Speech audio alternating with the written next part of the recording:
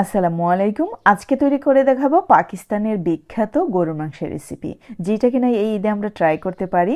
অনেক সুস্বাদু এই মাংসের রেসিপিটি, আশা করি ফুল ভিডিও জুড়ে আমার সাথেই থাকবেন। তো এখানে যে 2.5 কেজির মতো গরুর মাংস ম্যারিনেট করার জন্য প্রথমে ইউজ করছি লবণ, দিয়ে দিচ্ছি 2 টেবিল চামচ পরিমাণে ধনিয়া গুঁড়ো। এখানে মশলার পরিমাণ হাফ টেবিল স্পুন কমিয়ে বাড়িয়ে দিতে পারেন। মরিচের গুঁড়ো দিয়ে দিচ্ছি 1.5 টেবিল চামচ পরিমাণে, ঝাল অবশ্যই আপনাদের পছন্দ মতো। দিয়ে দিচ্ছি হলুদের গুঁড়ো 1.5 টেবিল চামচ পরিমাণে। এখন দিয়ে দিচ্ছি 1 টেবিল চামচ পরিমাণে গরম মশলার গুঁড়ো আর 1 টেবিল চামচ পরিমাণে শাহি জিরা। এখানে গরম মশলার গুঁড়োটা বাজারে কেনা প্যাকেট থেকে দিয়েছি। আর এখন দিয়ে দিচ্ছি আরও 1 টেবিল চামচ পরিমাণে গরম মশলার গুঁড়ো, যেটা কিনা আমি নিজের হাতে করে নিয়েছি।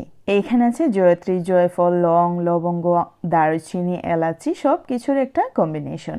তো দিয়ে দিচ্ছি প্রায় হাফ কাপ পরিমাণে গুঁড়ো দুধ আর দিয়ে দিচ্ছি প্রায় 4 টেবিল চামচ পরিমাণে সিরকা। এখানে আপনারা চাইলে ডাইরেক্ট টক দই ইউজ করতে পারেন, আর যদি হাতের কাছে টক দই না থাকে ঠিক এইরকম পাউডার মিল্কের সাথে ভিনেগার অ্যাড করে দিতে পারেন, তাতে করে কিন্তু টক দইয়ের কাজটা করে নেবে। খুব ভালো করে মাখিয়ে নিচ্ছি। আর অবশ্যই আমাদেরকে মাংসটা 1 ঘন্টার জন্য ম্যারিনেট করে রাখতে হবে। মাংসগুলো মাখাতে মাখাতে যখন ক্রিমি একটি টেক্সচার চলে আসবে, তখনই আমরা বুঝবো ম্যারিনেট করার জন্য সম্পূর্ণ প্রস্তুত। অথবা যাদের হাতে সময় কম, হাফ অ্যান আওয়ার রাখতে পারেন। আর যদি নাই বা থাকে, সাথে সাথেই রান্না করে খেতে পারেন। তবে ম্যারিনেট করে 1 ঘন্টা রাখা অনেক ভালো, তাতে করে কিন্তু মাংসের টেস্ট ভালো আসে, প্লাস মাংসটা অনেকটাই সফট হয়। কম জালে কিন্তু সেদ্ধ হয়ে যায়। চুলে একটি হাঁড়ি বসিয়ে দিয়ে দিচ্ছি সরষে তেল। এইখানে আমি হাফ কাপ পরিমাণ সরষে তেল ইউজ করেছি আর হাফ কাপ পরিমাণ সয়াবিন তেল। আপনারা চাইলে কিন্তু যে কোনো একটি তেল দিয়েও করে নিতে পারেন। দিয়ে দিচ্ছি রসুন কুচি, প্রায় 4 টেবিল চামচ পরিমাণে রসুন কুচি দিয়ে দিলাম। আর দিয়ে দিচ্ছি প্রায় 2.5 টেবিল চামচের মতো আদা পেস্ট। এখন আমরা এই আদা এবং রসুনটাকে একটু ভেজে নেব, যাতে করে সুন্দর একটি স্মেল বের হয়ে আসে। প্রায় 1.5 থেকে 2 মিনিটের মতো ভেজে নেওয়ার পরে আমি দিয়ে দিচ্ছি পেঁয়াজ কুচি। যেহেতু গরুর মাংস রান্না করব, পেঁয়াজ কুচি ইউজ করাই বেটার। আপনাদের যদি ইচ্ছে হয় আপনারা পেঁয়াজের পেস্ট ইউজ করতেন, অবশ্যই করতে পারেন। পেঁয়াজ কুচি দিয়ে দেওয়ার পরে আবারও মশলাগুলো ভেজে নিচ্ছি। আর খুব ভালো করে কিন্তু কষিয়ে নিতে হবে। যত ভালো কষানো হবে পাকিস্তানি ফেমাস এই বিফ রেসিপিটি ততই সুস্বাদু হবে। তো দেখতে পাচ্ছেন 2.5 থেকে 3 মিনিটের মতো আমি ভেজে নিচ্ছি। পেঁয়াজ যখন একদম বেরেস্তা টাইপের হয়ে আসবে, তখনই আমি এরই মধ্যে নারকেল অ্যাড করে নিব। আর এই রেসিপির মূল উপাদান মূলত নারকেলই। এখানে আছে প্রায় 1.5 কাপ পরিমাণে নারকেল। আমি ব্লেন্ডারের সাহায্যে খুব ভালো করে ব্লেন্ড করে নিয়েছি। আর দিয়ে দিচ্ছি হাফ কাপ পরিমাণে পানি।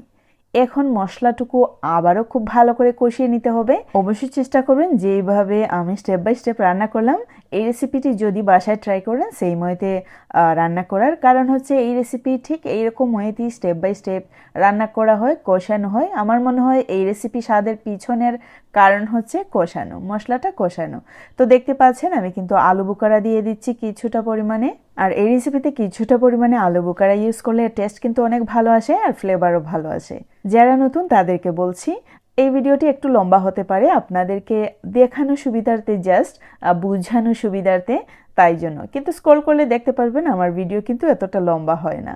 তো যাই হোক, দেখতে পেলেন আমি আলু বোকারা দিয়ে দেওয়ার পরে আরও 2 মিনিট যাবত রান্না করলাম। তারপরেই দিয়ে দিচ্ছি গরুর মাংস। যে কোনো রেসিপি তাড়াহুড়া করে দেখে বা অল্প সময় নিয়ে দেখে বাসায় ট্রাই করা সত্যিই বোকামি কাজ। তো আশা করি এই রেসিপি যদি ফুল দেখেন, তাহলেই এই পাকিস্তানি ফেমাস এই রেসিপিটি বাসায় ট্রাই করলে সাকসেস হবেন। তা না হলে কিন্তু অনেক ইনগ্রেডিয়েন্টস বাদ পড়ে যেতে পারে। সো বুঝতেই পারছেন, যদি কোনো উপাদান বাদ দেয়া হয় কোনো একটি রেসিপি থেকে, এর টেস্ট কিন্তু কমে আসবে বা একটু অন্যরকম হয়ে যাবে।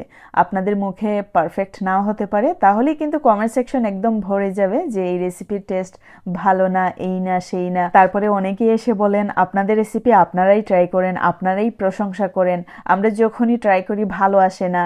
অথবা রুটির বেলায় অনেক কমেন্টস আমি দেখেছি, আপনাদের রুটি ফুলে আমাদের রুটি ফুলে না। তো যাই হোক, ফুল ভিডিওটি যদি আপনারা মনোযোগ সহকারে দেখেন যে কোনো রেসিপি, তারপরে বাসায় ট্রাই করেন, তাহলেই আপনারা সাকসেস হতে পারবেন। আর মূলত আমরা যা তৈরি করে দেখাই সবই কিন্তু আমরা সবাই পারি, জাস্ট আপনাদেরকে শেখানোর উদ্দেশ্যে না, জাস্ট আপনাদের সাথে শেয়ার করা মাত্র। আর একটু গুছিয়ে কথা বলা, দ্যাটস ইট। এমন নয় যে গরুর মাংস আমরা কেউ খাই না, আমরা সবাই কিন্তু গরুর মাংস খাই, বাট অনেকেই কিন্তু রান্না করতে অনেকটাই প্রবলেম হয়। তো এই আধুনিক যুগে এসে যেহেতু ভিডিও মেক করার সুযোগ হয়েছে বা পাবলিশ করার সুযোগ হয়েছে, আপনাদেরকে দেখানোর সুযোগ হয়েছে, তাই জন্যই মূলত সব কন্টেন্ট ক্রিয়েটর আপনাদের সাথে শেয়ার করে। তো দেখতেই পাচ্ছেন আমি কিন্তু 1 কাপ পানিতে প্রায় 2 থেকে 3 ফুটার মতো রং মিশিয়ে নিলাম, ফুড কালার। ফুড কালার এখানে আপনারা স্কিপ করতে পারেন, তবে ফুড কালার যদি ইউজ করা হয় কিছুটা পরিমাণে কালার কিন্তু অনেকটাই সুন্দর আসে। এইটা যদি স্কিপ করেন স্বাদের একটুও কিন্তু পরিবর্তন হবে না। আর যারা নতুন তাদের জন্য এখন স্পেশাল একটি টিপস।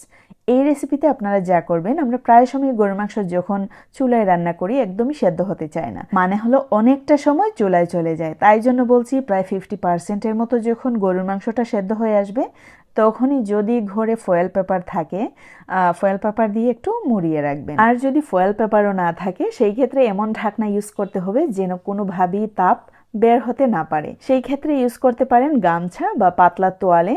একটু বেঁধে নেওয়ার পর চুলার আগুন তো মিডিয়াম টু লো ফ্লেমেতে থাকবেই, আগুন ধরে যাওয়ার কোনো সম্ভাবনা থাকবে না।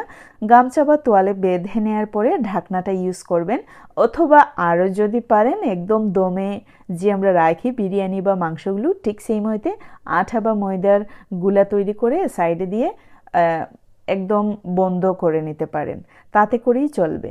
তবে সহজ উপায় হলো গামছা বা তোয়ালে অথবা এই যে ফয়েল পেপার, এটাই হচ্ছে বেস্ট। তাহলে কিন্তু মাংসটা 2 ঘন্টা ধরে রান্না করতে হবে না, প্রায় 40 থেকে 50 মিনিটই মাংসটা একদম পারফেক্টলি সেদ্ধ হয়ে যাবে। তো দেখতে পেলেন আমি কিন্তু কাঁচামরিচ ইউজ করলাম, দিয়ে দিলাম এখন 1 টেবিল চামচ পরিমাণে অরিগানো।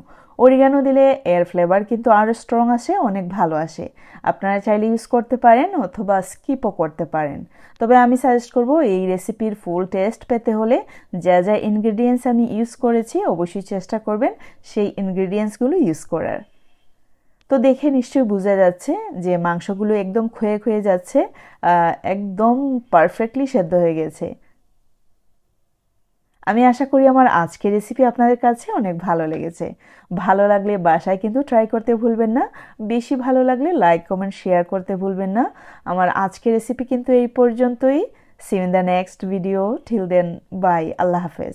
সবাই ভালো থাকবেন, সুস্থ থাকবেন। আর অবশ্যই এইবার ঈদে এই পাকিস্তানি ফেমাস বিফ রেসিপিটি ট্রাই করতে ভুলবেন না।